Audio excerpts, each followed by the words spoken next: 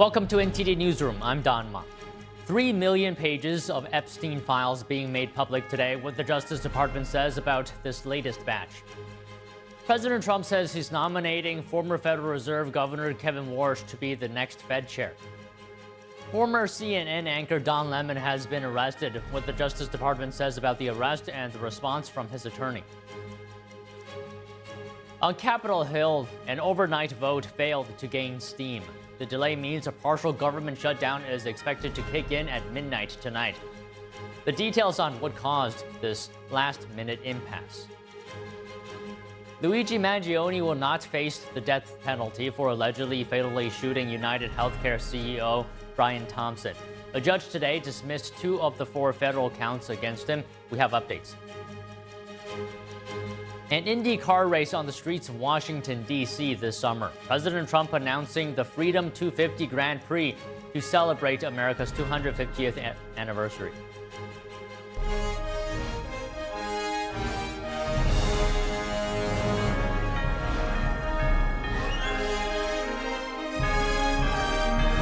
This is NTD Newsroom, live from our global headquarters in New York City.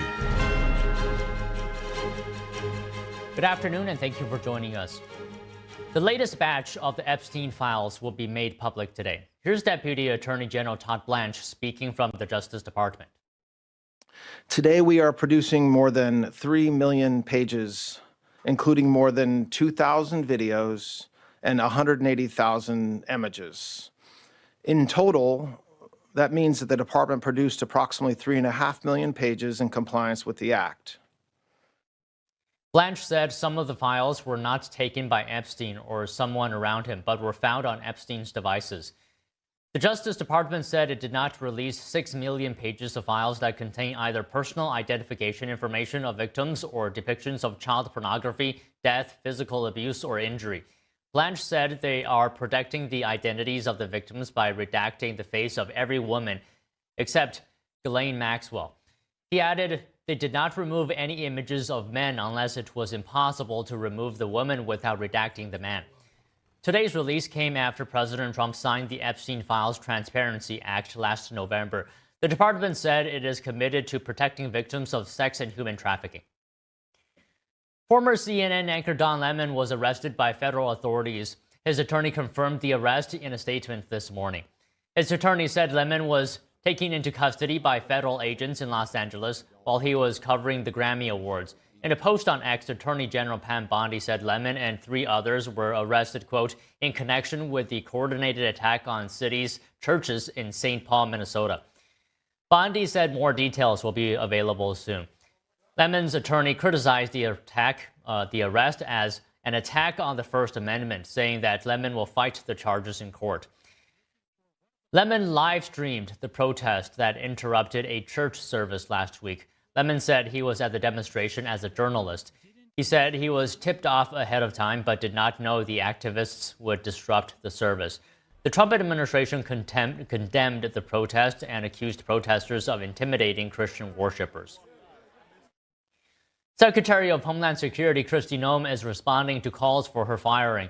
She addressed criticism she's been facing since 2 fatal shootings by federal agents in Minneapolis, speaking to Fox News yesterday. Well, these radicals are attacking me, but I'm just doing my job. I'm following the law, enforcing the laws like President Trump promised that he would do to keep people safe in this country.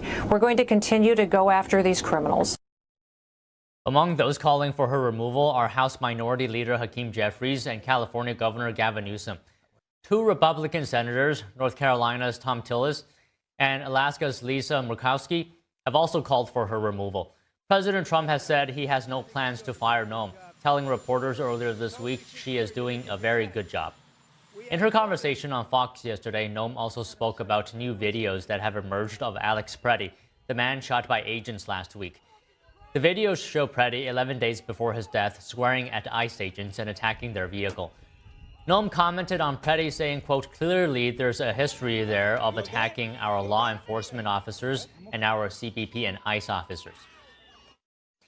Anti-ICE demonstrations are expected across the country today, including a student walkout in New York City and a protest in Minneapolis. One organizer from the University of Minnesota's Black Student Union said the strike aims to build lasting momentum. The demonstrations come as border czar Tom Homan said immigration enforcement in Minneapolis could be scaled back. He said it would depend on cooperation from state and city officials in honoring ICE detainers. And a major update this morning from the White House. President Trump says he is nominating former Federal Reserve Governor Kevin Warsh to become the next chair of the central bank. In a Truth Social post hours ago, the president called Warsh a longtime friend and someone with deep experience in finance, including time working alongside billionaire investor Stanley Druckenmiller. Here's what Trump wrote. I have known Kevin for a long period of time and have no doubt that he will go down as one of the great Fed chairmen, maybe the best. On top of everything else, he is central casting and he will never let you down.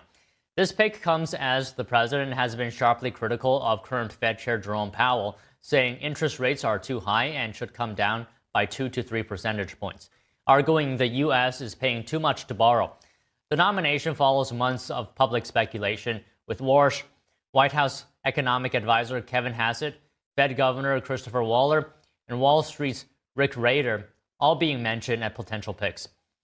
If confirmed by the Senate, Kevin Warsh could take over from Powell when his term ends in May. Warsh is no stranger to the Fed. He served on the Board of Governors from 2006 to 2011 and was the youngest person ever appointed to that position at just 35. Trump was talking about his Fed pick yesterday. Take a listen. Just an outstanding person and a person that won't be too surprising to people. A lot of people think that this is somebody that could have been there a few years ago. It's going to be somebody that is very respected, somebody that's known to everybody in the financial world, and I think it's going to be a very good choice. I hope so. And in another post this morning, the president praised White House economic advisor Kevin Hassett, who's been one of the names floated as a potential Fed chair pick. Trump called Hassett's work outstanding, saying he's doing such a great job that he wants him to stay right where he is. And joining us now to discuss is E.J. Antony, chief economist at the Heritage Foundation. So good afternoon to you, E.J. Trump says Warsh will go down as one of the great Fed chairmen, maybe the best. Your initial reactions to this pick? Well, I think once again, the president's right. Warsh is a fabulous pick for this role. I've had the pleasure to actually discuss monetary policy with him on several different occasions and go really in depth into the operations of the Fed, and not just discussing all of the different policy mistakes that the Fed has made. You know, it's one thing to Monday morning quarterback, but it's another thing to have solutions to the problems, which I can tell you Kevin Warsh does. On top of that, if we actually do roll back the clock to things like the global financial crisis, and you listen to what he was saying back then, history has proven him correct. And that's not just a one-off. That has happened time and time again. And I am confident that if Kevin Warsh becomes Fed chairman, which I believe he will get confirmed, we are going to see history prove him right time and time again, not just as a member of the Board of Governors, but as the chairman. All right, so let's go into details then. You said you spoke with Warsh in detail about monetary policy. So what kind of changes in philosophy, specifically at the Fed, might we see if Warsh is confirmed?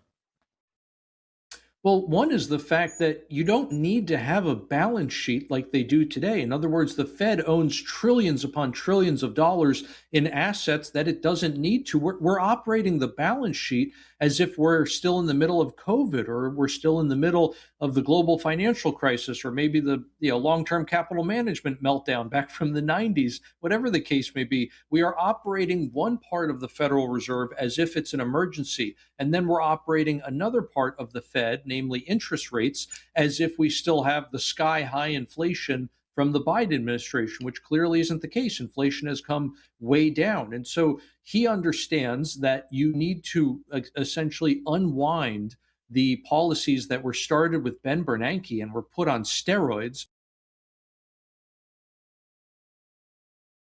Okay, it seems like we're having some technical difficulties on our guest side. So We might continue the interview in a few moments, but for now, let's take a break. Coming up after this, we're going to talk about an Indy car race on the streets of Washington, D.C. this summer. President Trump announcing the Freedom 250 Grand Prix to celebrate America's 250th birthday. Don't go away.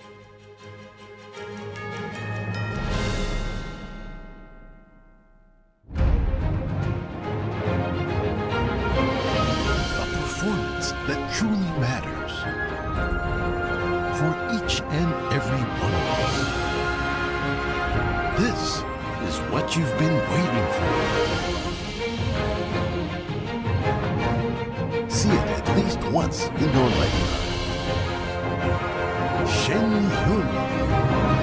Get tickets now at shenyun.com. Hi, my name is Brady. When I was born, my parents thought everything was okay. My mom and dad were so excited to take me home. I still get goosebumps telling this story. Several days in, his skin started to become very cold and clammy. We noticed that he had become blue around his mouth, and something was just very off. We packed up as fast as we could. Brady stopped breathing twice on the way to the pediatrician. And that was one of the #1 things that just haunts me to this day. I was born with a congenital heart defect called aortic coarctation.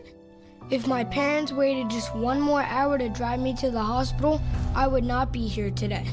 But thanks to research funded by the American Heart Association, I had heart surgery that saved my life. But not every kid is as lucky as me, which is why we need your help. Just call the number on the screen or go to helpheart.org. For only $19 a month, just 63 cents a day, you can help. Get people trained in CPR. Get more hospitals certified in high-quality cardiovascular care. And help fund the next medical breakthroughs to help save kids like me. When you donate to the American Heart Association, you're helping save lives like my son. And now, my son is happy and healthy, thanks to the support of people like you. When you call with your $19 a month, you'll get this really cool t-shirt as a thank you. Many children die from congenital heart defects. I can't wait to grow up to become a heart surgeon and fix babies' hearts, but until then, I'll keep helping the American Heart Association. So please join me. Just call the number on your screen or go to helpheart.org to become a monthly donor and help save lives. With Select Specs £6 specs, you can get 10 pairs of prescription glasses for just £60. That includes frames, prescription lenses, and delivery free to your door.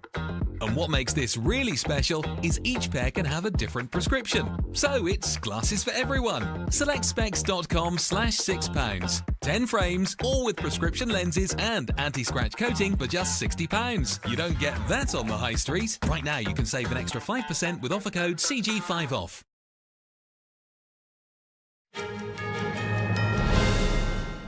Motor cars racing down Pennsylvania Avenue in Washington, D.C. will soon be a reality this summer. That's right, President Trump is announcing an Indy car race for the 250th anniversary of the United States.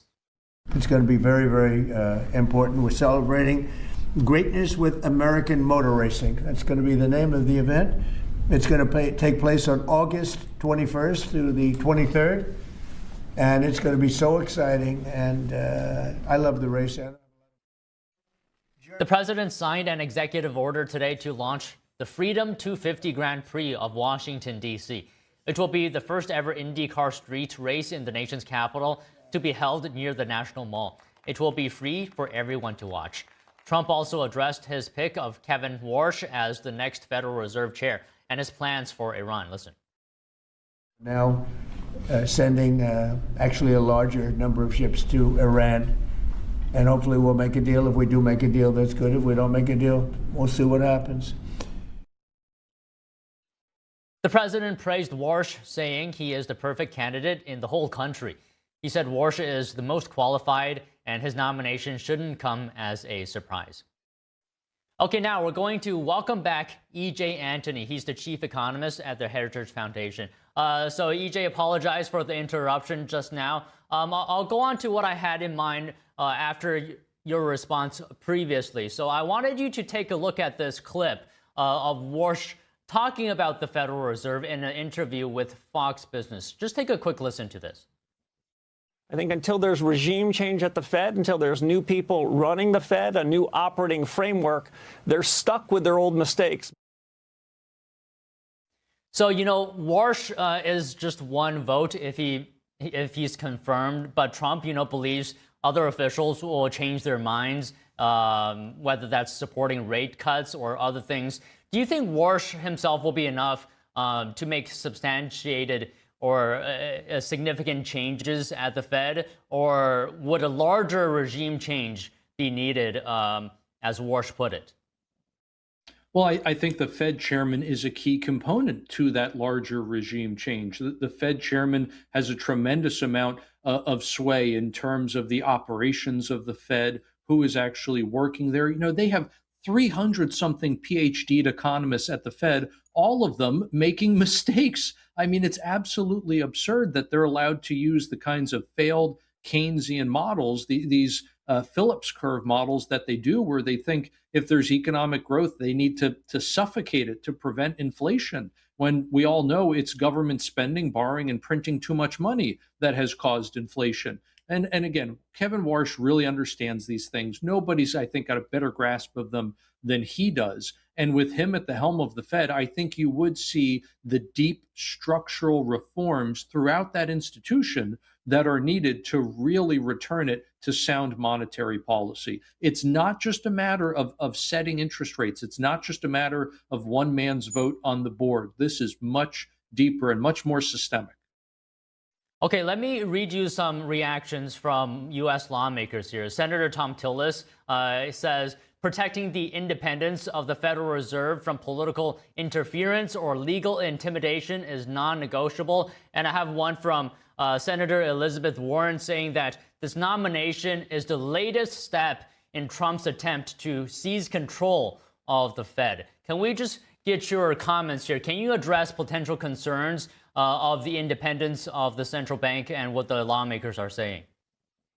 Sure. Well, first off, both Thom Tillis and Elizabeth Warren are just jokes in their own right, if we can be honest about it. And Elizabeth Warren was the one who signed an open letter, by the way, to Jerome Powell, essentially telling him he needed to cut rates and he needed to do it in a big way, not just a small interest rate cut, but a large one. She wanted a 75 basis point cut when Biden was in office. It's only now that Trump is in office that Elizabeth Warren doesn't want interest rates to come down. So please tell me, Pocahontas, who is actually the one being political here? Clearly, it's her. Unfortunately, now, likewise with Thom Tillis, he hates President Trump as well, and he is letting his own political views get in the way of the truth, which is the fact that Jerome Powell was asked for information from Congress. He refused to give it. The matter was referred to the DOJ. The DOJ asked Jerome Powell for that information, and it was once again refused. Jerome Powell, as an attorney, he's not an economist, as an attorney, as a lawyer, he should know better, and he knows that if he ignores requests for information from Congress and from the DOJ, it will ultimately result in a formal request, the subpoena that he received. And that's exactly what happened. So he is the one who is politicizing this issue. If Jerome Powell has nothing to hide, if the Fed did nothing wrong in terms of these massive cost overruns with their renovations, then they should simply be above board about it, provide the information that lawmakers and that the DOJ requested in the first place, and the whole thing goes away.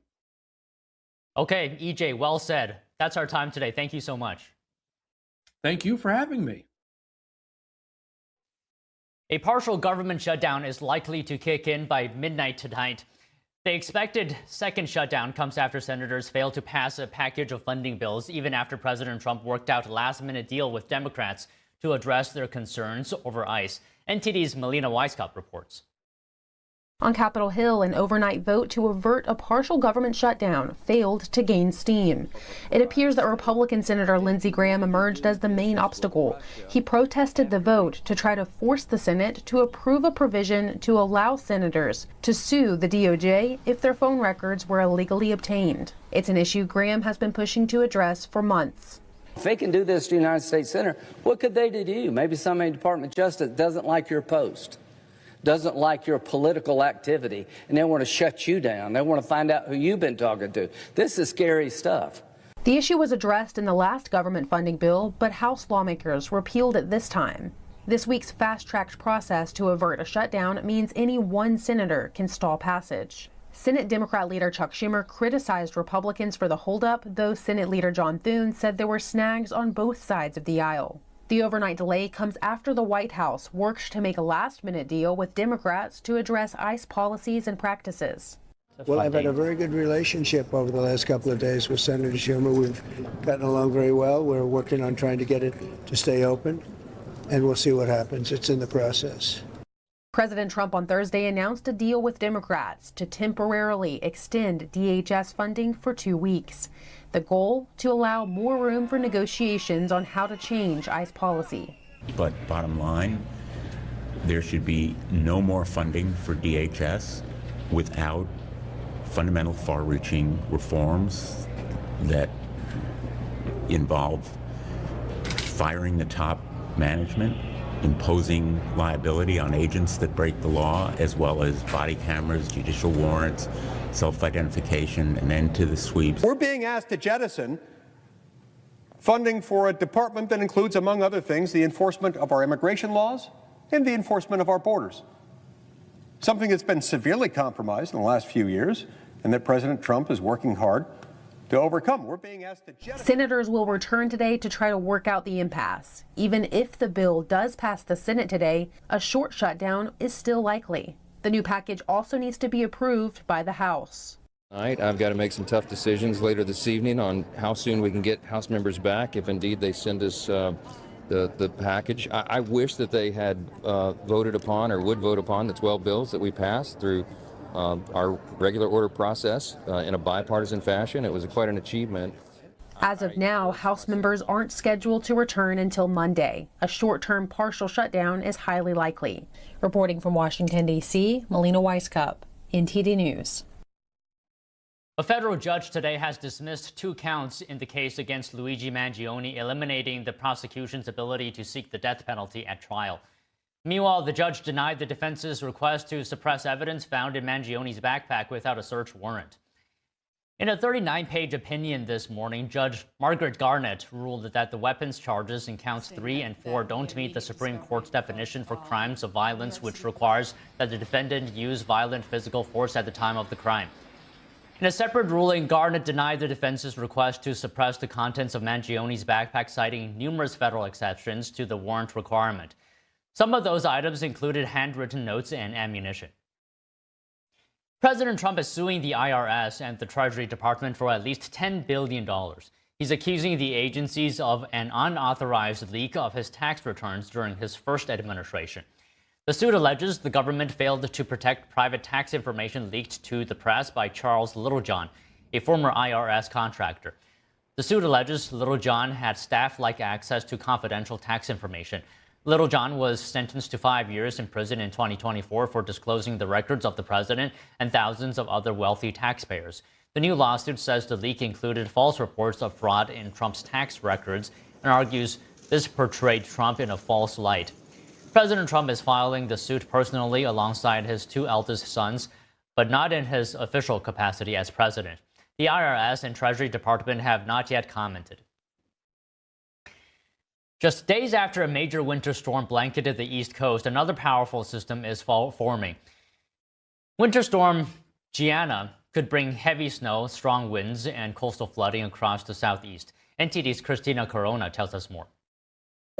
New winter storm Gianna is expected to develop off the East Coast this weekend and could strengthen into a bomb cyclone. The National Weather Service says Gianna will bring heavy snow, strong winds, and coastal flooding from the Carolinas to New England. Over 20 million people are under winter storm watches, including residents of Charlotte, Raleigh, Norfolk, and Atlanta. Snow and strong winds are expected Friday night into Saturday in Georgia, the Carolinas, and southern Virginia. Blizzard conditions with gusts up to 60 60 miles per hour are possible in coastal southeast Virginia and northeast North Carolina, while central and eastern North Carolina and southern Virginia could see 6 to 12 inches of snow. Travel could become dangerous with power outages and road closures possible, and coastal flooding is a concern during high tide. Snow will start Friday into Saturday across the southeast, peak Sunday, and move away by Monday. Authorities urge residents to prepare by clearing gutters, stocking up on supplies, and protecting pipes and pets. The warning comes as states are still recovering from last week's storm, which has killed at least 80 people. Hundreds of National Guard troops in Mississippi and Tennessee have been mobilized to help residents stranded by icy conditions, while power outages still affect tens of thousands. Christina Corona, NTD News.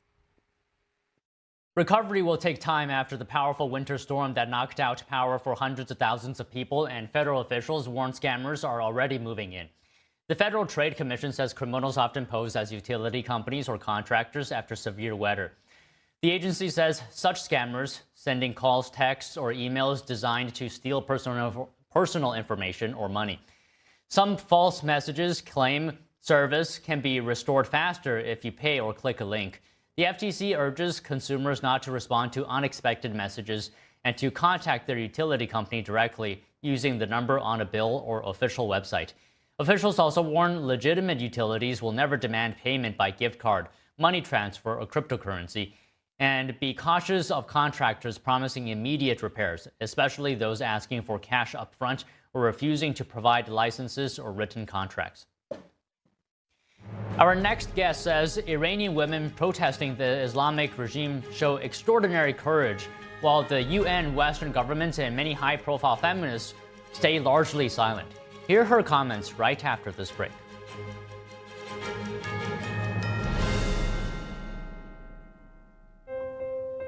Food. It fuels our bodies, nourishes our spirits, and brings us together. Because we all need nutritious food to thrive. Food gives me energy and it also helps me focus. But not everyone knows where their next meal is coming from. And 1 in 7 people in America face hunger. It's tougher than ever for too many of us. But the simple truth is, ending hunger is possible, and it starts with you. Call or go online to helpfeedingamerica.org and give $19 a month, just 63 cents a day, to help families in your community facing hunger. Feeding America works from coast to coast with partner food banks, food pantries, and meal programs. Your monthly gift delivers food where it's needed most, puts fresh food on the table, and helps kids have healthy meals all year round, even when school is out. You can see the difference with the kids when they're full. Food is everything. Please call the number on your screen or go online to helpfeedingamerica.org. Give $19 a month. Your first gift can double an impact. And we'll send you this free canvas grocery bag as a reminder of how you're helping to end hunger for good. When it comes down to it, it's about taking care of your family first and the loved ones that you need to provide for. Food donations help me tremendously, and I'm very grateful for the food bank. I have hope. The simple truth is, ending hunger in America is possible. You can help make it happen. The need is urgent. Call or go online now to helpfeedingamerica.org, and your gift can double in impact. There is a road laid out for me. Boxes everywhere, and this is going to be Addie's room. I am blind. You're really gonna like it. I hope so. Yeah. I know this road is there for me. There is a long way. First night here, but Amy seems cool. The ways down by the river. I am blind, but I need not see. I got this. I know it's there for me. Okay. If I'm really free, take me down to the river and wash me. Oh.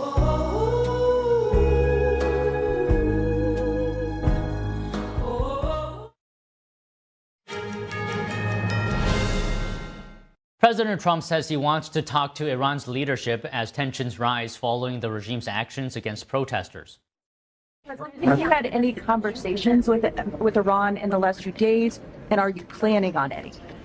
I have had, and I am planning on it, yeah. We have a lot of very big, very powerful ships sailing to Iran right now, and it would be great if we didn't have to use them. Okay? Can you say what the message was that you shared with Iranian? Well, I told them two things. Number one, no nuclear, and number two, stop killing protesters. The State Department announced yesterday that Secretary Rubio revoked the U.S. residence privileges for senior Iranian officials and their families. This comes after the Iranian regime's deadly response to protesters, as Iran International now reports that more than 36,000 people have been killed. And Iran's foreign minister says Tehran is ready to resume nuclear talks with the U.S. Joining us to discuss is Taylor Hathorn, visiting fellow at the Independent Women's Center for American Safety and Security. Taylor, good afternoon. Always good to have you here. So to start off, I want you to have a listen to what Secretary of War Pete Hegseth said about this yesterday. Same thing with Iran right now, ensuring that they have all the options to make a deal. They should not pursue nuclear capabilities. We will be prepared to deliver whatever this president expects of the War Department.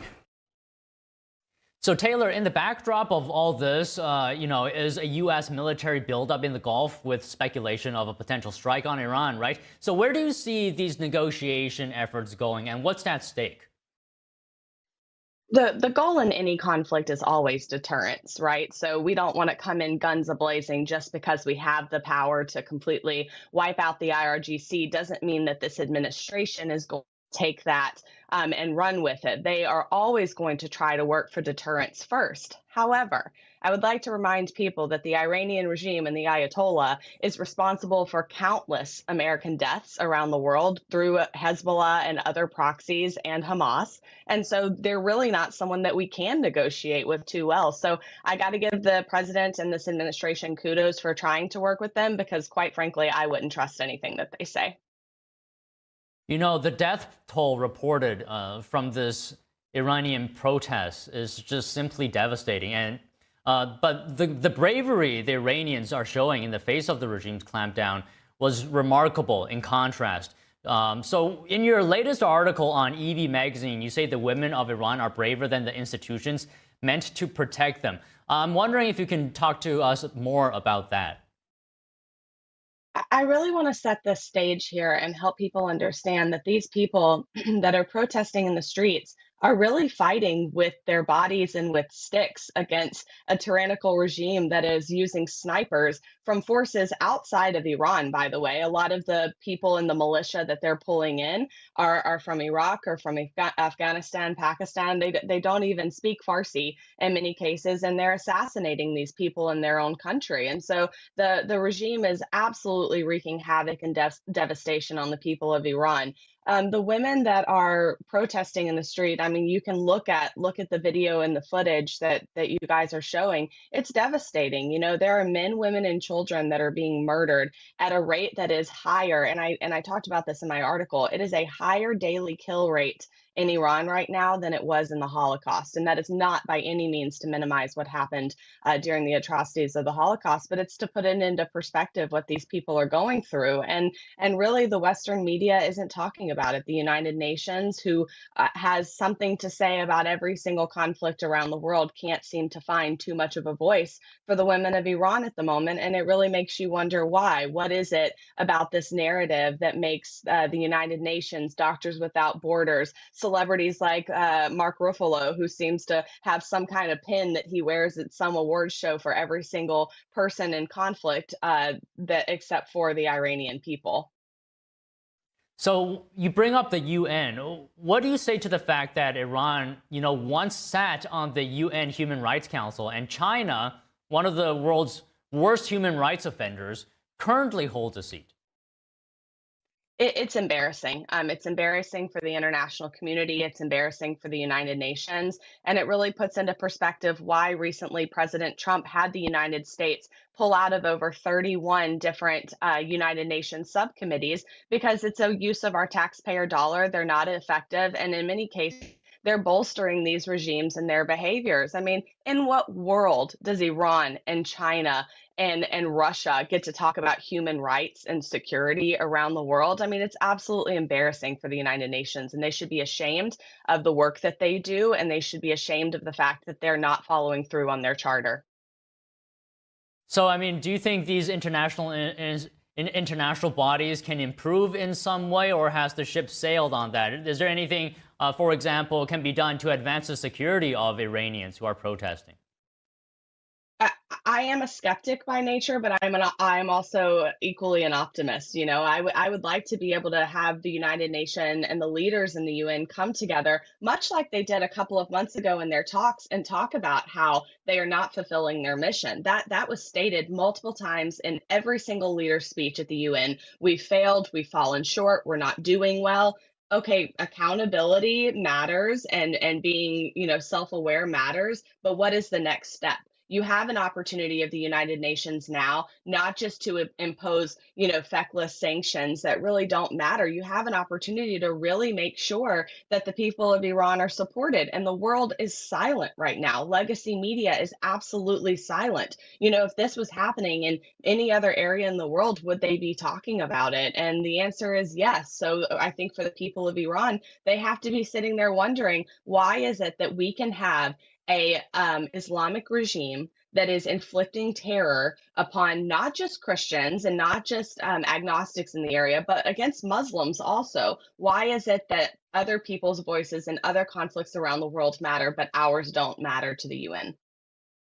Just finally, Taylor, President Trump has suggested that his new Board of Peace could potentially replace the UN. What do you think about that? Do you think through his actions, he's giving people more hope than the current global institutions we have in place?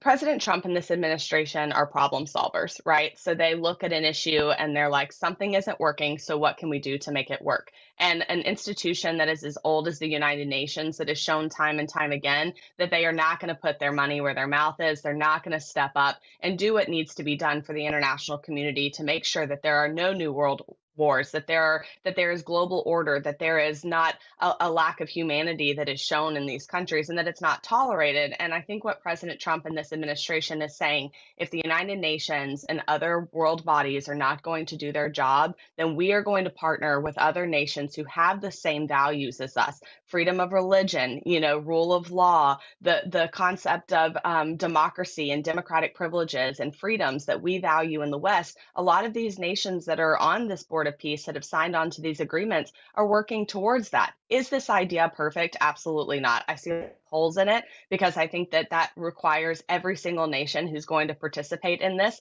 to really give up something and to kind of analyze themselves and look at what's happening in their own nations and make sure that they're up to par to be able to tell other people how to make sure that they are treating other people well and treating their nations well. So time will tell to see if this effort is effective, and I look forward to seeing the results and the output for that, because I can tell you right now, it's not happening at the United Nations. Okay, Taylor, always enjoy speaking to you, and I wanted to tell you that was a great article that you wrote, and I encourage our viewers, if they have time, just take a quick look at it. Thank you. Thank you. A Chinese hair salon owner accused of financing Hamas terrorists. Spanish police have detained a 38-year-old Chinese national. The suspect is accused of financing Hamas with more than $700,000 through cryptocurrency transfers. During searches, officers seized crypto assets, cash, some 9,000 cigars, jewelry, and more. They also froze several bank accounts with the total value of seized and blocked assets exceeding $400,000. It's not yet clear if the suspect knowingly interacted with Hamas or if he was just an intermediary. China was dealt a blow yesterday in Panama. The country's Supreme Court ruled that a Hong Kong company's contract to operate ports at both ends of the Panama Canal is unconstitutional. The Trump administration has made blocking China's influence over the Panama Canal one of its priorities. Secretary of State Marco Rubio made his first overseas stop in Panama. The Hong Kong government said in a statement that its strongly disapproves of the ruling.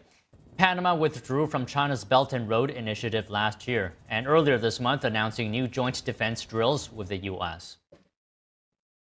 The Trump administration acts on multiple fronts: China, Cuba, Canada, and Venezuela, and President Trump issues a warning to the UK over China ties. More news after this break.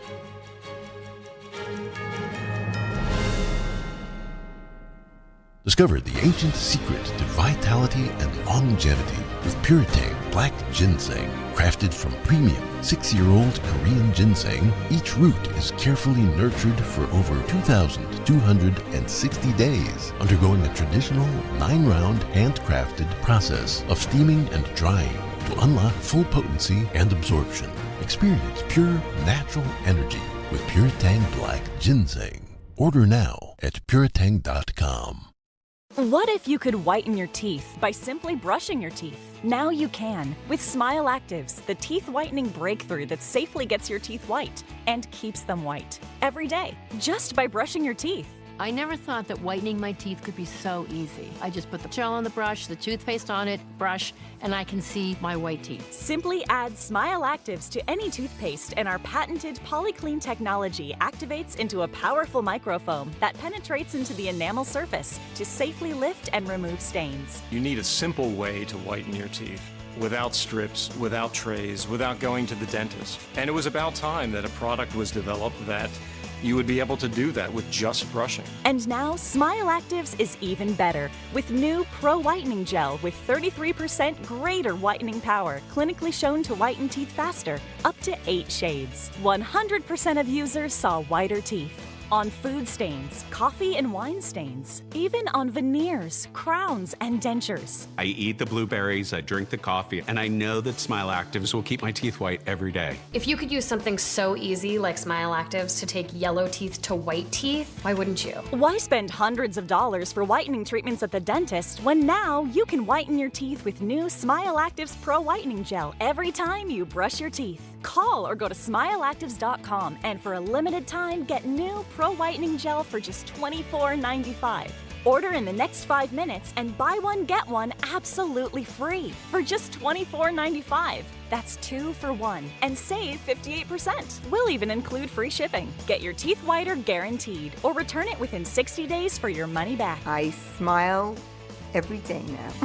The difference is literally night and day. So now I'm always smiling, always choosing, because now my teeth are much whiter. This offer is not available in stores, so call or click now before the special buy one, get one free offer goes away.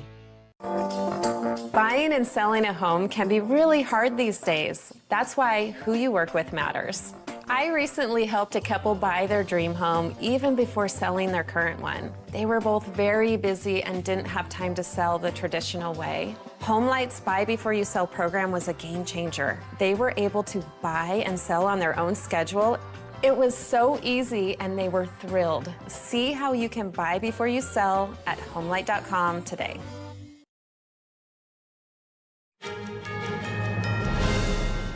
An update on trade tensions between the U.S. and Canada. On Truth Social yesterday, President Trump said he will decertify all Canadian-made aircraft in the United States.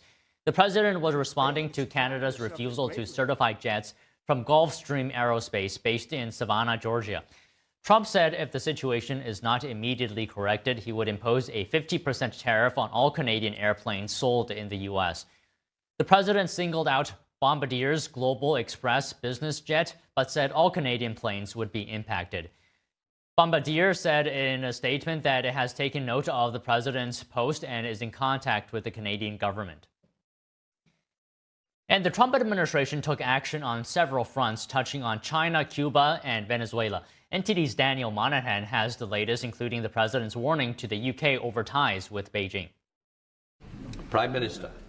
President Trump is warning the United Kingdom against expanding business ties with China, calling the move very dangerous. Well, it's very dangerous for them to do that, and it's even more dangerous, I think, for Canada to get into business with China. Canada is not doing well. They're doing very poorly, and you can't look at China as the answer. Trump made the remarks as UK Prime Minister Keir Starmer visited Beijing. Cuba is also in focus under a new executive order from President Trump. It enables putting tariffs on goods from countries that sell or otherwise provide oil to Cuba. The order says the Cuban regime aligns itself with numerous hostile countries like China, Russia, and Iran, hosting their military and intelligence capabilities. It says Cuba provides safe haven for transnational terrorist groups such as Hezbollah and Hamas. It also says the regime persecutes and tortures political opponents, denies free speech and press, profits corruptly from the Cuban people's misery, and incites chaos by spreading communist ideology across the region. In Venezuela, acting President Delcy Rodriguez signed into law a major reform of the country's oil legislation yesterday. The step followed a phone call from President Trump concerning the nation's commercial airspace. We are talking about lifting restrictions on Venezuela's commercial airspace so that all airlines that need to come, and investors that need to come can come. American citizens will be very shortly able to go to Venezuela, and they'll be safe there. American Airlines confirmed plans to resume service to Venezuela for the first time in more than 6 years. Late yesterday, Transportation Secretary Sean Duffy rescinded a 2019 order blocking U.S. flights to the country after President Trump directed him to do so. In his directive, Duffy said the continued suspension of air service is no longer required by the public interest. Daniel Monahan, NTD News. Many UK-based human rights groups are expressing unhappiness over UK Prime Minister Keir Starmer's meeting with Chinese regime leader Xi Jinping on Thursday. Joining us now from the UK is Rayma Mahmood, the Executive Director of Stop Uyghur Genocide. Rayma, thank you so much for joining us today. So first off, can I just get your first reactions to Starmer's meeting with Chinese regime leader Xi Jinping and what's come out of it? Thank you very much for having me. So the reaction from me, from many other Uyghur community members, feeling total betrayal and dismay and upset. This week, everywhere the people are commemorating the Holocaust, and where our Prime Minister traveled to China, shaking hands with the men who committing genocide against my people. So the community there, how is the community feeling? You said you're feeling disappointment. What about the feelings of groups? As I said, we all feel the same, feel being betrayed. Because when Labour got a party in opposition, they recognized what is happening to my people as genocide, crimes against humanity. And after they came to power, became government, that took complete U-turn. Now, since 2018 is the first time a UK Prime Minister visited China. And when human rights situation is becoming worse, and not only in the region where Uyghurs live, in Tibet, in Hong Kong, and in many places, including the Chinese dissidents as well. And under this kind of circumstances, seeing a UK Prime Minister who is a human rights lawyer, shaking hand with those responsible for killings, murder, imprisoning and detaining millions of Uyghur and other Muslim people, it really shameful. Okay, what's at stake here, and how important is it for the Prime Minister to actually really address these issues? And if he did, what would be the impact of that? I do believe China should have been held accountable for the crimes they have been committing. It's not like giving them a reward propaganda platform to go there and visit, talking about business. As activist, as someone who is Uyghur, also suffered so much from what has been happening to my people, and I strongly condemn this visit. But of course, after going there, we don't know how much he really managed to achieve. We know when you're talking to Chinese so-called diplomats or the president, it's like you are talking to a wall. They're not going to really take your view. For them, it's what they think matter, what they believe is matter. Okay, I want to touch on the mega embassy that was just approved ahead of the Prime Minister's visit to China. I know your organization has expressed a lot of concern over this embassy, with fears of expanded transnational repression. Can you just expand a little bit on this issue for us? First of all, rewarding China, the CCP, this mega embassy, when there are so much warnings against national security and transnational repression and many other things, was shocking. And secondly, as being Uyghur, we suffer most extreme form of transnational repression.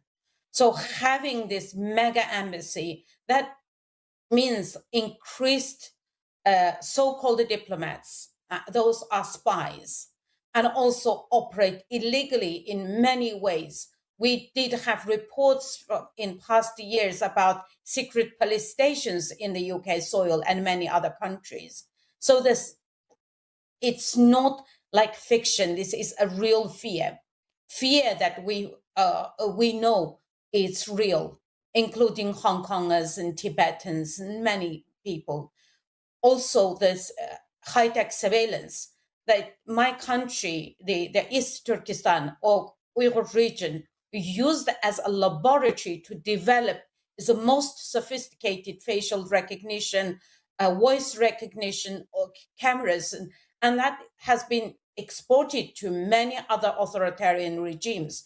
Having this mega embassy, it means that land, that place will belong to China. They could install all these sophisticated cameras, and also will restrict our ability to protest and many other things. So it's really, really unbelievable for the UK government approve this mega embassy. Okay, Rayma, I know you and your community are very familiar with the evils committed by the Chinese regime. I want to ask you, what would you say to those who aren't very aware of the atrocities and the true nature of the Chinese Communist Party and don't share your concerns? What would you say to this group of people? I would like to say, unlike Russia's overt military aggression, China advances through subtle, long-term and concrete strategies, uses smiling diplomacy to, masks more dangerous and harder to confront. And we know this, although you don't see the bombs are shelling, in the region where I come from, you don't see people are dying, but they are all dying silently, quietly, and being tortured, being forced to work in factories all around China as slaves, producing the goods that tainting the entire supply chains in the world. The reason the goods are so cheap because they're using forced labor, using slave labor, and we are all supporting by buying these goods. And therefore, we must condemn, we must see China, the CCP, Chinese Communist Party, as criminal, as murderous, as absolute horrible regime that we should stand up against. Yeah, I agree with you, Rahima. I just have one final question for you. What is next for you and your community as you fight to end this persecution of Uyghurs in China? We will continue collaborate with people like Hong Kongers, like Tibetans. We will never give up, and we still have hope that in the end, the truth will prevail and the evil will, in the end, will fail. Yeah, I mean, if we've learned anything from history, is that the truth always prevails. Thank you so much for your comments today. My pleasure. Thank you for having me. Canadian actress Catherine O'Hara has died. According to her agency, she passed away at her home in Los Angeles after a brief illness. O'Hara's career began at the Second City in Toronto in the 1970s, where she was among the original cast of the sketch show SCTV, short for Second City Television. The show featured legendary comedians including Martin Short, John Candy, and Andrea Martin, where she worked with Eugene Levy, who became a lifelong collaborator and her co-star on the sitcom Schitt's Creek. Perhaps her most iconic role, O'Hara starred as Macaulay Culkin's mother in the first two Home Alone movies. She was 71. The Westminster Kennel Club is marking 150 years of canine competition this year. In its inception, it has grown to recognize over 200 dog breeds. NTD's Andrew Thomas has more on the history of the event. Later this month, dogs will vie for the title of Best in Show. A group of hunters founded the event in 1877 while comparing their sporting dogs at a Manhattan hotel. They put together a dog show that was then what was then called Gilmore's Gardens, and that is the first iteration of Madison Square Garden. And that show had an entry of about 1,200 dogs. It was a huge success, heralded in the press. It was a big deal. The American Kennel Club Museum of Dog in New York explores Westminster's 19th century roots. Museum director Christopher E. Bromson explains how the show evolved over the years.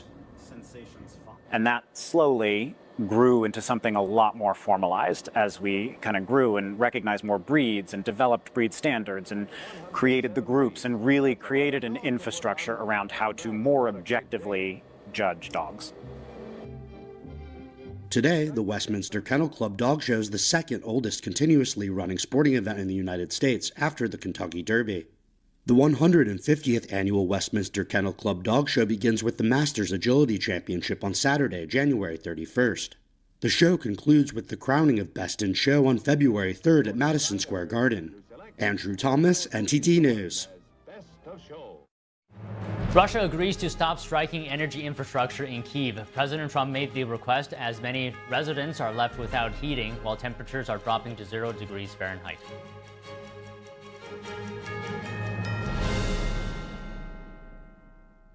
Hi, I'm Susan Lucci. You may know me from my many years on television. I never thought about heart disease until I had my own heart event. I felt this slight pressure on my chest, just slight. I thought, oh, it's nothing, it'll go away. I didn't get it. I did not get it. But a few days later, while shopping at a boutique, that pressure returned, much stronger. It felt like an elephant pressing on my chest.